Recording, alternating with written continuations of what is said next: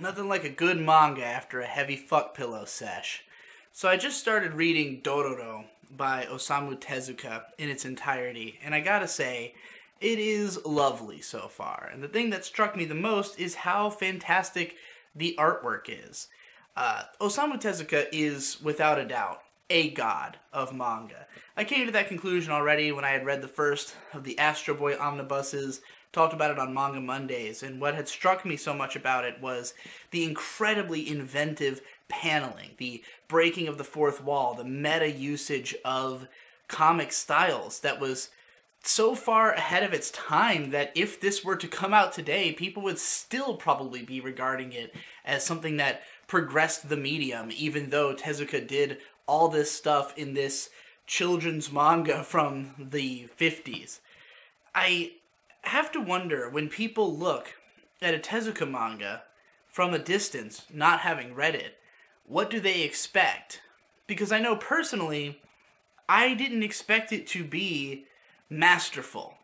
Because Tezuka was the first. He's the godfather of manga. I mean, when you look at manga, 60 years of Japanese comics, Astro Boy's on the cover because it was first. And surely that's what makes it so important.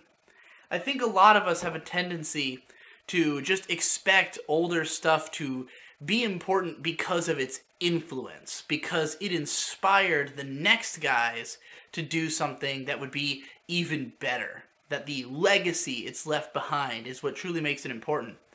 But we miss out on the fact that a lot of the times it was just fucking great. Tezuka's manga is just fucking great compared to most other manga in existence.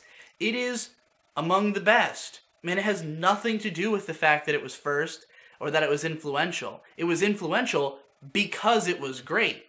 It's not simply that he made things that were fashionable for the time. He made things that became the fashion of the times.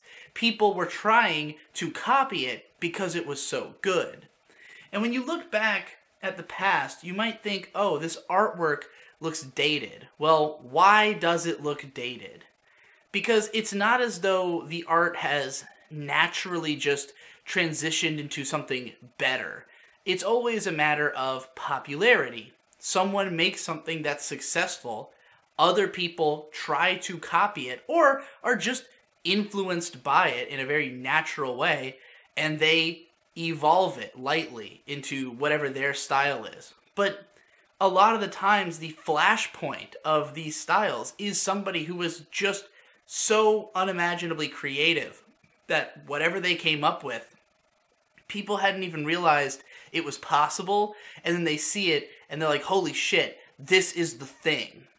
I think that probably the most influential of all time is Akira Toriyama. His work on Dragon Ball, which permeated the entire world, has been so massively influential, and it's because the artwork is so striking.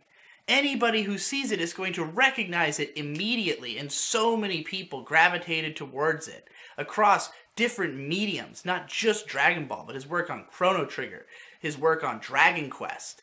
You know, his art style is so deeply embedded into culture that no shortage of people who grew up on it sought to imitate it on some level. If you were to, say, look at Naruto, Masashi Kishimoto has cited his influences as Toriyama and, of course, Akira. Specifically, the Akira movie poster that he saw when he was younger that transfixed him and he couldn't stop staring at it. And you can see that in Naruto. You read the first chapter, and it literally looks like somewhere between Toriyama's artwork and Otomo's artwork. His name slipped my mind for a second.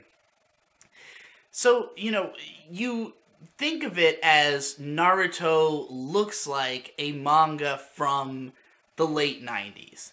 And the reason it looks like a manga from the late 90s is that was the era when the people who grew up on Dragon Ball were reaching adulthood and getting into artistic careers.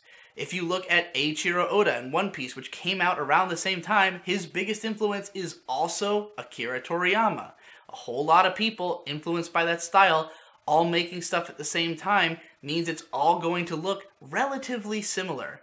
And sure, Naruto and One Piece look pretty fucking different, but they still have those bones. You can still see the structure of what came before and what they were going to lead to in the future. So it's not that these manga look dated because people just thought differently in the 60s. It's because at some point, artists who were influenced by Tezuka, had evolved his style to a point where it looked completely different. Or other artists who just had their own styles entirely had also been influential. And the mixing and matching of those styles had created something new that continued to evolve and continued to change. But it's not because it got better. It's because people were just taking influences from different places, and whatever happens to get popular at a certain time, people will seek things that look like it. If you watch a show that you think is amazing, and then you notice that another show looks similar to that show, you're more likely to gravitate towards it. Not only because you already have the positive association with the imagery, but because you think, well, I mean, this thing is also good because it also did that style well, assuming that it did. There are tons of people who can imitate to a close enough proximity or with just enough variance that it becomes their own and is also good in its own way. I think about how when we look at like the current art, the current field of what's popular, we have stuff like the Moe art, right? And I think about Pandora and the Crimson Shell. What fascinates me about this manga is that it's written by Masamune Shirow, who was the creator of Ghost in the Shell. Ghost in the Shell is, 90s, late 80s, early 90s cyberpunk to the core. Sexy ladies, adult-looking character designs, more realism in the look. And the artist of this manga is Rikuto Koshi, who is best known for doing Excel Saga, which looks extremely late 90s anime. It's got the big stupid hair, again, like kind of tall, slender, sexy girls, very much in the vein of like the Ah My Goddess, You're Under Arrest style that was popular at the time, like that was the wave. Rikuto Koshi also drew this manga that looks nothing like Excel Saga. But what it does look like is a 2010s manga. It's super skinny, super petite girls with moe faces and, simplistic features. Rikuto Koshi is an artist who is observing what are the popular trends of the moment and just seeking to capitalize on them. And he does an amazing job of it. He's been able to be successful with different series over a huge stretch of time, even though he doesn't have a recognizable art style. He just does what is already recognizable in the culture. But that is not the only way to be successful at any given time. You have artists like Inio Asano, who is popular precisely because his stuff doesn't really look like anything else going on right now. I mean, there's some slant similarities. Something like Dead Dead Demons Day Day Day Day Day Destruction does have kind of a moe-esque feel to it, but it's because of the weird sense of realism, the use of photography implemented into his artwork, his very particular line work, that he is so well known as his own artist. And there will almost certainly be people who copy his art style or who are influenced by him who are going to rise to prominence. And people are going to gravitate towards it if they're fans of Inio Asano, because they'll see it as, whether it's exactly the same or even as good, they'll at least see it as something that is in the vein of what they're already interested in. So they're going to gravitate towards it. And then there's going to be a period of time where it's seen as like, oh, 2010, late 2010s, early 2020s manga art is this style. Well, it's not that that style belongs to the late 2010s. It's that it belongs to Inio Asano. But you can't ever pick one of these people and just make them the pinpoint and say everything is their fault. because it's always, again, a confluence of influences. I mean, obviously Inio Asano didn't learn how to draw from nowhere. He didn't lack influences. He didn't just come up with this style out of the ether, or else it really wouldn't look like anime or manga at all. It does. So clearly, he's just part of a lineage. But he's distinct enough, he's put enough of a twist on it, that if somebody else were to do his style, it would instantly be recognizable as an Inio Asano style work. And so I think that because of the way that a popular work ends up defining the era it comes from, and then another popular work defines the next era, eventually the older eras start to look obscure because no one's being influenced by it anymore. It's too old. And it's not that there's not people who still appreciate it, but it's not getting published in Shonen Jump. It's not in front of a child's face. It's not being marketed to people who are going to grow up to become artists. Some of them might discover it. Some of them might take influence from it. But it's not likely to be one of those first images they see that leaves a mark on their mind. It's not going to transfix them the way that the Akira poster transfixed Katsuhiro Otomo. Because I meant Masashi Kishimoto.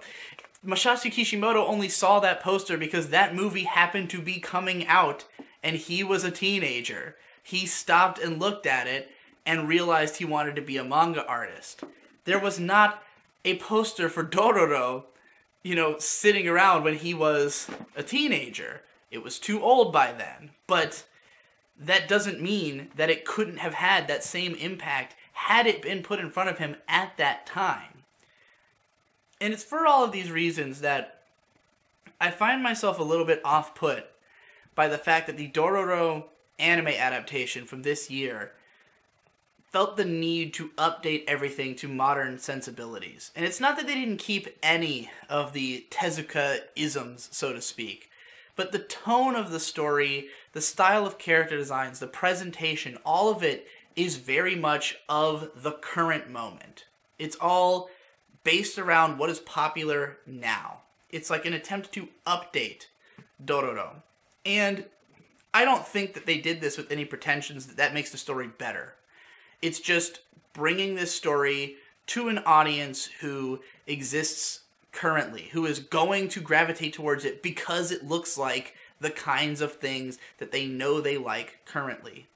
But what I wish we could get is a Dororo anime from today that looks like this. Because this looks incredible. And I would love to see what this actual style would look like in animation. It would not have a guaranteed audience. It would definitely be seen as off-putting and old school. People would look at it and say it was dated. But it's not dated because there's anything inherent about older things that is worse, or even that this art style is inherently from the 60s. In any way other than that, that's when Osamu Tezuka happened to live and to have come up with the art style. So, I really find myself frustrated with people who have those kinds of opinions, with people who say things like, oh, the art looks dated, oh, it's not sexy, it's not appealing. And I see that thrown around a lot at things like, the works of Masaaki Yuasa, when he uses very dated art styles that, harken back to an era or a style like that of Tezuka, but he does them extremely well, using modern technology, using the modern techniques that allow this to be brought to life in animation in beautiful ways. But people will look at it and say, oh, it looks old, or it looks weird, it looks bad, because it doesn't look like what they're used to.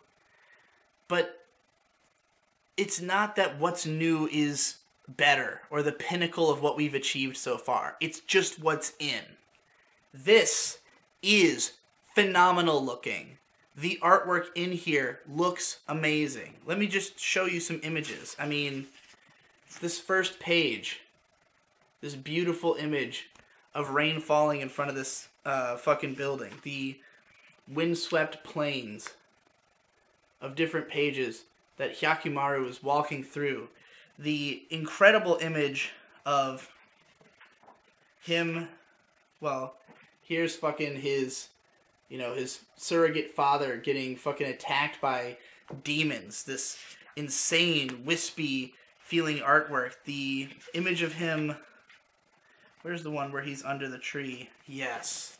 Look at that shit. That is fucking cool. I would love a more literal interpretation of this into animation. But the only way it would happen is if somebody was willing to take the risk of putting something out there that they know is not trendy and is not in the now, is not going to appeal to people who are not willing to look at older art styles and appreciate them for the quality that they have. So, if I have any message in this video, it is simply to encourage you to consume old media, to not be hung up on what is current, because what is current is not better. It's just different. It's just the result of the constant progression of people being influenced by one another over time and putting their own personal mark on things. It's not about reaching the pinnacle of aesthetics. It's just about people happening to think a little bit different, happening to move their hand a little differently, and to literally leave a different mark from the person they're influenced by. And for when one of those works takes off, for it to influence other people to copy those marks or to, learn from those marks and to continually have this evolution. It's not to something better, it's just to something different. So, look back, because sometimes the old shit is a lot more worthwhile than most of the new shit.